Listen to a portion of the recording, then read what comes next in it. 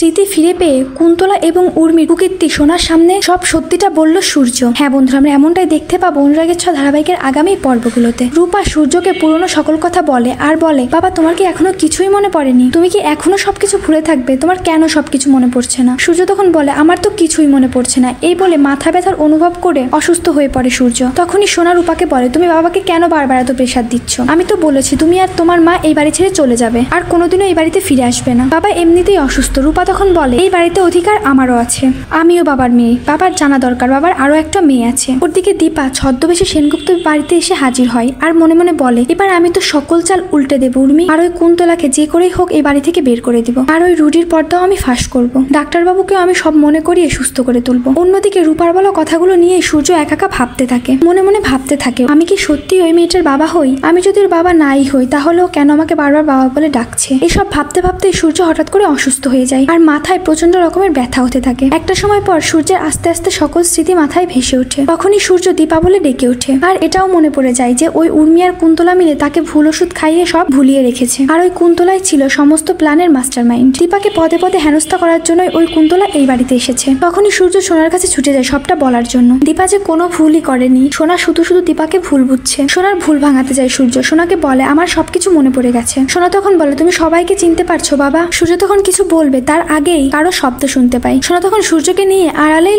লুকিয়ে থাকে। তখনই সূর্য আর সোনা আড়াল থেকে দেখতে পায় উর্মি আর কুন্তলা নোংরা চক্রান্ত করছে এই পরিবারের বিরুদ্ধে। কুন্তলা উর্মিকে বলে, এবার হবে আসল খেলা। তুমি সূর্যকে যেভাবে খাবারের সঙ্গে সূর্যকে ওষুধ দিচ্ছ সেভাবেই দিতে থাকো, আর রেগুলার ডোজ বাড়িয়ে দিতে থাকবে, তাহলে আমরা সবকিছু আমাদের হাতের মুঠোয় রাখতে পারবো। সবকিছু শুনে সূর্য সোনাকে বলে, তুই তো নিজের চোখে সবটা দেখতে পেলি আর শুনতেও পেলি। এই সবকিছুর পেছনে তোর কাকি আর কুন্তলারই দোষ। তোর মা এই বাড়ি ছাড়া হয়েছে শুধুমাত্র এই কুন্তলার জন্য। তুই তোর মাকে শুধু শুধু ভুল বুঝেছিস। সোনা বুঝতে পারে সে শুধু শুধুই মাকে ভুল বুঝেছে এতদিন, কিন্তু রুডির ব্যাপারটা সে এখনো মেনে নিতে পারছে না। তখনই দেখতে পায় উর্মি সেখান থেকে চলে যায়। কুন্তলা তখন বলতে থাকে, আমি আর রুডি মিলে এবার এই পরিবারটাকে ভেঙে দেবো, যে করে হোক দীপাকে এই পরিবার থেকে অনেক দূরে সরিয়ে দেবো, তাহলে আমার প্ল্যানটা সাকসেসফুল হবে। আমার বাবার উপর হওয়া সব অন্যায়ের প্রতিশোধ নিতে পারবো। এই সমস্ত কথা শুনে চমকে যায় সোনা। বুঝতে পারে যে আসলে দীপা যা বলেছিল তার সবটাই সত্যি। সত্যি রুডি বেঁচে আছে। অবশেষে নিজের ভুল বুঝতে পারে সোনা। তো বন্ধুরা, তোমরা এমনটাই চাও তো যে স্মৃতি ফিরে পেয়ে সূর্য, উর্মি এবং কুন্তলা সকল কুকীর্তি সোনার সামনে আনে? কমেন্ট করে জানাতে ভুলো না।